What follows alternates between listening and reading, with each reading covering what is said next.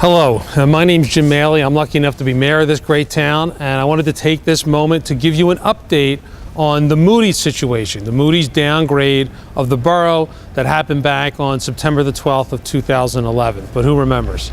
I want to review a few things because Moody's on today's date, actually it came out on Friday, this past Friday, which would have been November 11th, but today, November 14th, is when we learned about them issuing a new press release in which they basically say that they're maintaining the borough's credit rating.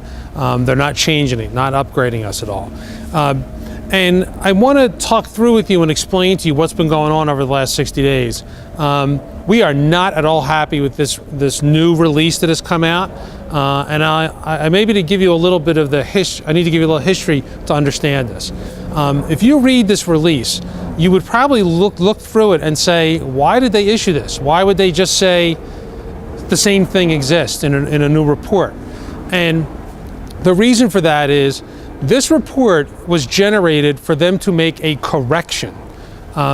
We met with Moody's back on September the 30th here in Collingswood, a couple of vice presidents, the analysts, everybody down here. We met for almost 4 hours. Did a presentation for them over in the ballroom of the Scottish Rite Auditorium, reviewed everything, and we were told then that Moody's would, at a minimum and quickly, issue a correction for one of the things that they got wrong in their report. It turned out taking 60 days. They only issued this correction because I called them a couple of weeks ago complaining that this is no way to treat a client. Remember, we're a customer. We pay for the Moody service to rate us for when we have to sell bonds. So I complained about it, and within the week after that is when things started to get picked up and they came out with this report. So this correction that they came out with fixes a few different things, and I want to go over them and talk with you about them. First and foremost, Moody's got numbers wrong. They listed in their report that the borough's guarantee for the lumberyard project was $8.5 million. That is just factually incorrect. The data is wrong. The borough's guarantee is $4.5 million. So Moody's was only off by double. And that's the one fact they told us we would have a quick correction on. Took 60 days to get that correction. So that is contained within this report. The first drafts they did of this new release that was coming out, they didn't even mention that they were changing those numbers. We objected to it. They finally changed that number, but it's only just glossed over, a little simple little in parentheses, quotation, parentheses, making note of this. So that's one of the changes they've made. And then I want to talk about their September report and what else is different from this report. That September report relied on that $8.5 million guarantee, which was wrong by double. It also relied on the fact that at the time, the borough had a October 7 deadline on its construction loan, I should say with the developer's construction loan, where the borough has a guarantee of $4.5 million. That was coming up on October the 7th. And September the 12th, when they issued their report, the borough had not yet adopted their bond ordinance, and that we wouldn't have time to adopt the bond ordinance before the October 7 deadline. Technically, Moody's was correct about that. But within 36 hours of that September 12 report, we handed to Moody's the signed extension of that October 7 deadline, which we, in our discussions with the bank, knew was happening, was never a concern. If we were facing a deadline like that was a hard deadline, we would have taken other steps. We gave that to Moody's September 14th or 15th. It took them until November the 11th to even parenthetically mention that there's this change. That was one of the things Moody's relied on. October 7 was a hard deadline. We couldn't meet it. Well, now that deadline was extended to December 7. That December 7 deadline, things have changed. We have adopted the bond ordinance. We are legally have appropriated the money so that we can pay this guarantee. That's the second thing that's changed from Moody's first report. And the third thing is Moody said that we would not be able to roll over a note that was due at the end of September. This is a short-term note. It's a one-year note. It's for $2.6 million, and those notes are renewable on an annual basis. Moody said we would not be able to roll it over at the end of September, basically renew it for the year. Well, we did. On September 27th, we rolled it over. It was no big deal. The interest rate we got for that was 3.25%, which when we renewed it a year ago, it was 3.1%. So it was no big change in the rates, not like we put it on our credit card because it got any high interest rate. So that fact has changed. So those three major facts, the misstatement of our guarantee, the change in the construction deadline on the loan, and also our ability to roll over the notes, were the three things that Moody's referred to that were the major factors for their downgrade. They also pointed to other factors, decline in population, which we gave them the information about our purchase of homes that flood out and a reduction of population because of that. Our duplex conversion program, how that has reduced the number of residents that we have in town.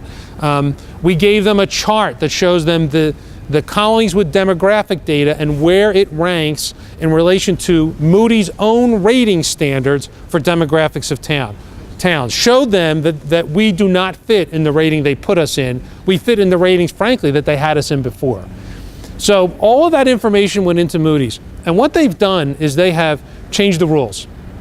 They say they're maintaining this downgrade, but they really don't give us any good, clear direction as to why. They simply analyze that we're still going to be challenged in order to meet the ability to get the guarantee to work things out with the bank. We'll be challenged to do that. We satisfied everything they already cited. They were wrong on their predictions. They were wrong on their data. And in an email to me, they wrote and said, well, those things weren't material to their downgrade.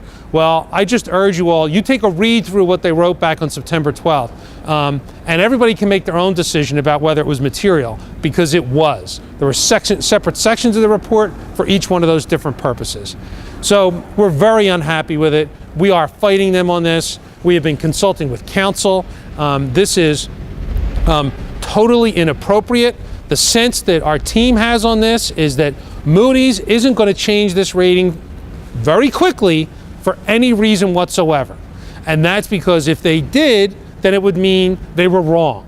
Even though they got the numbers wrong, their predictions were wrong, they're not going to come out and change the downgrade. This report they've come out with is, I said it's a new math. Before 4 plus 4 equals 8, now 2 plus 4 equals 8, and that's just the way it is, and that's where we stand. So, where do we go from here? A couple different things. The banks right now have been waiting for an appraisal, which is why we have not finalized things. They have that appraisal in hand. Tomorrow, which would be November 15th, they're supposed to be meeting to formally extend our December 7th deadline even further. And authorize a workout. We're going to sit down with them to work out the final details of not only the financing of this project, but also what may come on the remaining parcels. We've been having some very good discussions, as have the banks, with a developer that would like to complete out the rest of this project and do it in a way that gets this all completed and finished and moves it forward to get beyond these recessionary times. I'll end this by simply telling you that we still very much believe in this project. This has been very rocky, there's no doubt, but everything economic and financial has been rocky. This project will be with us for the next 100 years. You need to measure where we are with all this by 5 years down the road, 10 years down the road, about what kind of benefit this is for town. So we're working through this. We are working very, very hard at this. We believe that we will get to the end of the road with a return to where we should be with Moody's, and then we will deal with them and address issues we have with them as to the way they've conducted themselves through this process. Even just little things. We never got the report that was sent out to the press. I got phone calls from the newspaper this morning about this, that it had been released, even though I've had regular emails back and forth with Moody's about the revisions to this. So their conduct through this has been less than professional. We are going to work to resolve the issues with them, to get this project on board, and we will try to give you updates as we go along in this process, both on, there's a lot of information on my blog on collingswood.com. You can go to the mayor's blog. We have the documents posted there. You can take a look at them. We're trying to keep folks updated as much as we can. And if you have any questions, you can always email me right off the borough website. It's jmaley@collingswood.com. We get back to you as much as we possibly can. Okay, so thank you. I appreciate all the warm wishes and support that we've gotten from people as we've done these, and we look forward to getting this all done so that we remove this little bit of a cloud that's been hanging over us for the last couple months. Thanks.